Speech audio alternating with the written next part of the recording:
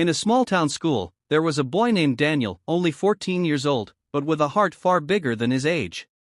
Every day after class, Daniel noticed something. While most children rushed to the school library to read books and discover new worlds, his blind schoolmate sat quietly in the corner, unable to share that same joy.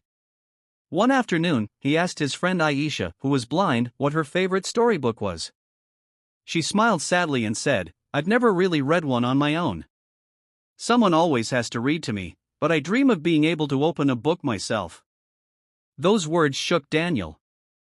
That night, while lying in bed, he thought, why should they miss out on the magic of books, just because they can't see? The next day, Daniel went to the principal with an idea, to create a braille and audio library for his blind schoolmates. At first, it seemed impossible. Where would a 14-year-old get the money, the books, or the technology? But Daniel didn't give up. He started small, writing letters to local organizations, asking for donations. He uploaded videos online, sharing his dream. He even held small community fundraisers, selling lemonade, organizing mini soccer matches, and asking neighbors to help.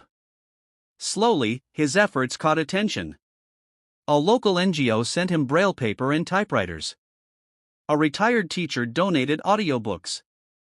The town's radio station interviewed him, and soon people from all over sent in support.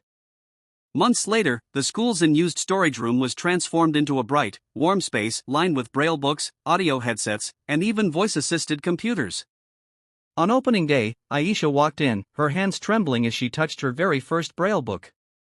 Tears filled her eyes as she whispered, "I can finally read, all by myself." The room filled with applause, but Daniel just smiled quietly, knowing he had given his friends not just books, but freedom, dignity, and the joy of imagination.